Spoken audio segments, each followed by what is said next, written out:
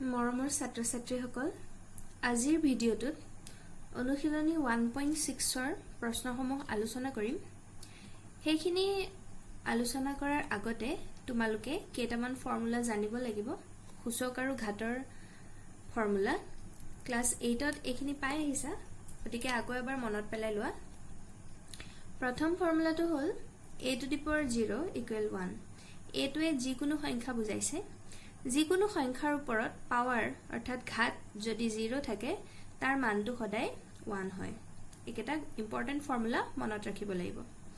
next a to the power - m equal to 1 by a to the power m তো পাৱাৰটো যদি মাইনাসত থাকে তো ইয়াক আমি পাৱাৰটো প্লাসত লিখিবলৈ হলে 1 by a to the power m লিখিলে প্লাসত আহি যাব তো এই ফৰ্মুলাটোতে যদি m ৰ মান 1 হয় a to the power -1 তেতিয়া তাৰ এনসাৰটো কি হ'ব 1 by a ঠিক আছে তাৰ পিছৰ ফৰ্মুলাটো চোৱা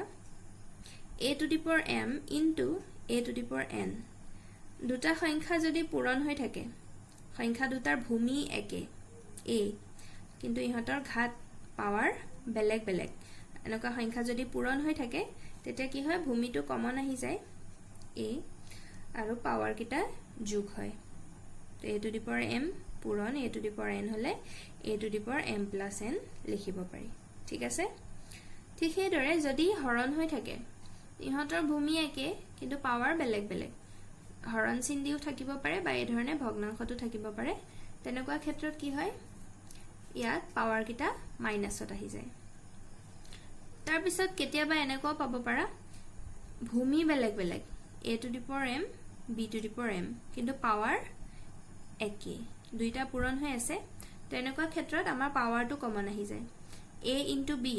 ভূমি কিটা পূৰণ হল আৰু ওপৰত whole to the power m ঠিক আছে তো একে যদি হৰণ চিন থাকে তো হৰণে থাকিব কিন্তু পাৱাৰটো আমাৰ কমন আহি যাব আৰু last formula a to the power m whole to the power n পাৱাৰৰ ওপৰত যদি আকৌ পাৱাৰ থাকে তেতিয়া কি হৈ যায় এই পাৱাৰ দুইটা পূৰণ হৈ যায় m into n ঠিক আছে তো এই ফৰ্মুলা কেটা ব্যৱহাৰ কৰি আমি অনুশীলনী 1.6 ৰ অংকসমূহ কৰিব পাৰিম যে প্ৰথম প্ৰশ্নটোৱে দিছে মান উলিয়াবলে ইয়াত তিনটা অংক আছে আমি চাও আহাচোন কেনেকৈ কৰিম প্ৰথমটোৱে আছে 64 to the power 1 by 2 এতিয়া চোৱা আমি জানো যে 8 7 গুণ 64 হয় তো আমি 64 ক 8 স্কয়াৰ বুলি লিখিব পাৰো 8 দুটা পূৰণ কৰিলে 64 পাও আৰু ওপৰত পাৱাৰটো কি আছে 1 by 2 হয়নে 64 ৰ জায়গাত লিখি দিলো 8 স্কয়াৰ কাৰণ 8 7 গুণ 64 আৰু whole to the power 1 by 2 তো এই ধৰণে পাৱাৰৰ ওপৰত যদি পাৱাৰ থাকে আমাৰ কি হৈ যায় পাৱাৰ কিটা পূৰণ হৈ যায় আমি ইতিমধ্যে ফৰ্মুলা পাই আহিছো 2 into 1 by 2 হ'ব তো এতিয়া চোৱা এটা দুই হৰ হিচাপে আছে তলত আছে এটা দুই ওপৰত আছে কাটাকুটি গুছি যাব 8 to the power 1 1 to নিলিখে গতিকে আমাৰ এনসাৰ হলগে 8 ঠিক আছে নেক্সট দুই নম্বৰটো দিছে 32 whole to the power 1 by 5 এতিয়া 2 to the power 5 কৰিলে আমি 32 পাও আচ্ছা তোমালোকে কৰি চালে হল 32 ক যদি আমি ছুটি হৰণ কৰো 2 16 গুণ 32 হয়নে তাৰপিছত 2 8 গুণ 16 2 4 গুণ 8 আৰু 2 2 গুণ 4 তো আমি পাঁচটা 2 পাই আছো তো আমি 32 ৰ জায়গাত 2 to the power 5 লিখিব পাৰো আৰু whole to the power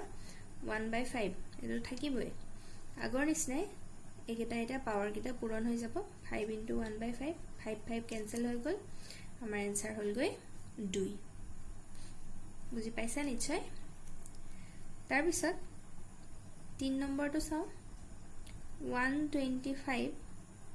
whole to the power 1 by 3 আছে তে 5 কিউব 125 হয় তো কাৰবাৰ মনত নাথাকিলে এই ধৰণে কাখত ছুটি হৰণ কৰি চালে হল 125 ক 5 দি যাব 5 2 গুণ 10 2 থাকিল 25 5 5 গুণ 25 আৰু 5 5 গুণ 25 হয়নে তো তিনটা 5 আছে তো 125 ৰ জায়গাত 5 কিউব বুলি লিখিব পাৰি whole to the power 1 by 3 তেতিয়াহ'লে 5 to the power 3 into 1/3 এই ধৰণে থাকিলে পাৱাৰ কিটা পূৰণ হয় তো 3 3 আমাৰ কাটাকুটি গ'ল তো এনসাৰ পালোগে আমি 5 ঠিক আছে ক্লিয়াৰ হৈছে নে বাৰু 2 নম্বৰটো মান উলিয়াবলৈ দিয়া হৈছে ইয়াত 4টা অংক দিয়া আছে প্ৰথমটো দিয়া আছে 9 to the power 3/2 এতিয়া আমি জানোই যে 3 দুবাৰ পূৰণ কৰিলে আমি 9 পাওঁ 3 3 গুণ 9 গতিকে 9 ৰ জাগাত 3 স্কয়াৰ বুলি লিখিব পাৰি হয়নে আৰু হোল টু দি পাৱাৰ 3/2 পাৱাৰৰ ওপৰত পাৱাৰ আহিছে গতিকে আমাৰ পাৱাৰ কিটা কি হৈ যাব পূৰণ হৈ যাব 2 into 3/2 2 2 কেনসেল হৈ গ'ল তো আমাৰ থাকিল 3 to the power 3 3 to the power 3 মানে কি আমি 3 বাৰ 3 পূৰণ কৰিব লাগিব হয়নে তো আমি এটো কি পামগৈ 3 3 গুণ 9 আৰু 9 3 গুণ 27 তো এনসাৰ হ'ল গৈ 27 ঠিক আছে তাৰ পিছত 2 নম্বৰটো চাও হা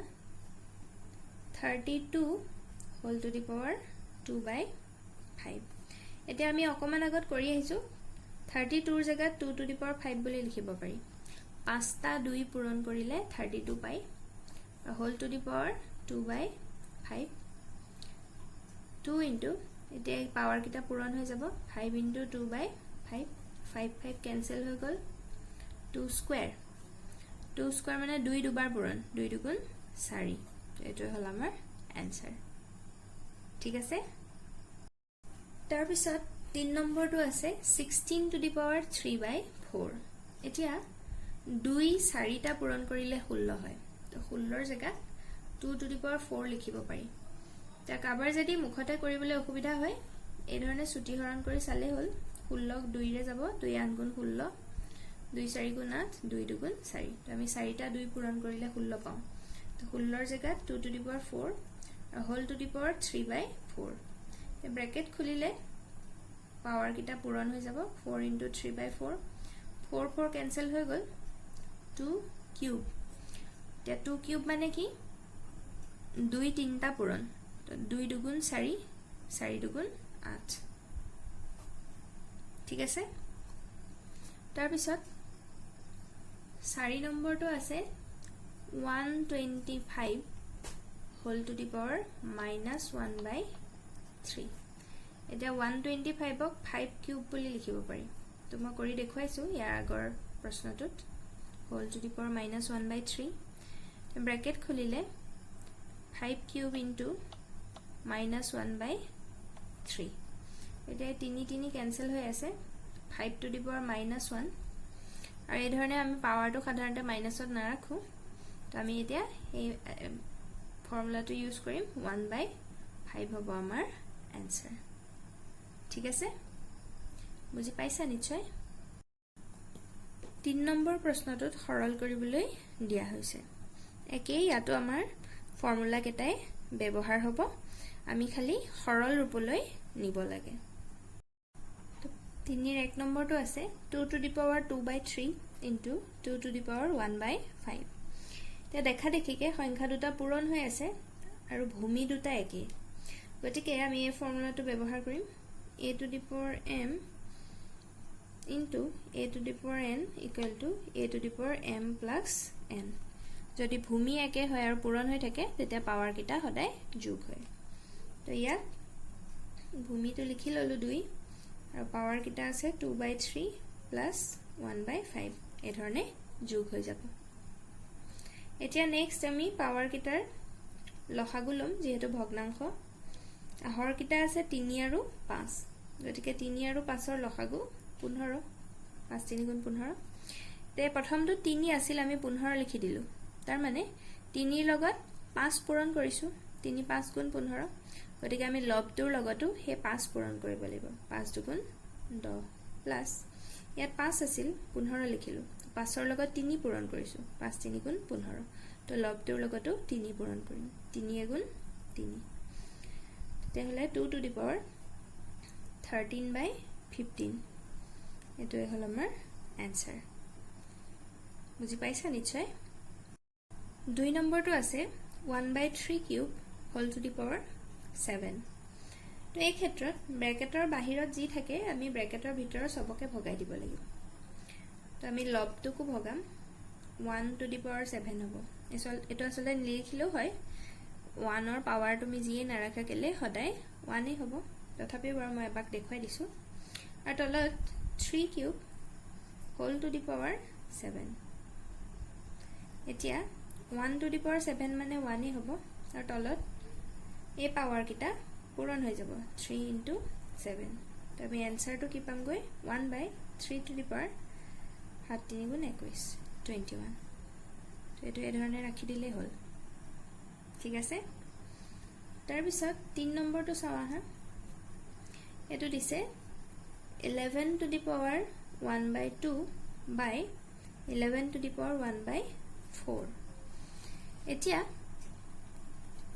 ইয়াতো সোয়া ভূমি কিটা একে কিন্তু সংখ্যা কিটা হৰণ হৈ আছে তেতিয়া হলে আমি কোনটো ফৰ্মুলা ব্যৱহাৰ কৰিম বাৰু a to the power m divided by a to the power n equal to a to the power m minus n হয় পাৱাৰ কিটা বিয়োগ হৈ যায় তো এই ফৰ্মুলাটো ব্যৱহাৰ কৰিম এতিয়া ভূমিটো 11 বেস আৰু এটা পাৱাৰ কিটা মাইনাস হলে 1/2 minus 1/4 এতিয়া 2 আৰু 4 ৰ লসাগু 4 হয় 2 লগত 2 পূৰণ কৰিলে 4 পাওঁ তো ওপৰৰ লবটোৰ লগতো 2 পূৰণ কৰিম মাইনাস তো 4 টো 4 এ ৰাখিছো তো ওপৰৰ লবটো যি আছে হেতুই হ'ব 11 to the power 2 ৰেক গল 1 4 তো आंसर হল গৈ 11 to the power 1/4 ঠিক আছে নেক্সট 4 নম্বৰটো আছে 7 to the power 1/2 into 8 to the power 1/2 এই ক্ষেত্ৰত সংখ্যা কিটা পূৰণ হৈ আছে ভূমি বেলেগ বেলেগ যদিও পাৱাৰ কিটা একে অৰ্থাৎ সোয়া কোনটো ফৰ্মুলা ব্যৱহাৰ কৰিম আমি a to the power m into b to the power m ভূমি বেলেগ পাৱাৰ একে এটা কি হয় ভূমি কিটা পূৰণ হৈ যায় whole to the power m ইয়াটো হেতুই হ'ব এতিয়া ভূমি পূৰণ হ'ব 7 into 8 whole to the power 1/2 তো আমি কি জানো 7 8 গুণ 56 56 to the power 1/2 এটোৱে আছিল অনুশীলনী 1.6 ৰ লাষ্ট অংক আৰু এইখিনিতে তোমালোকৰ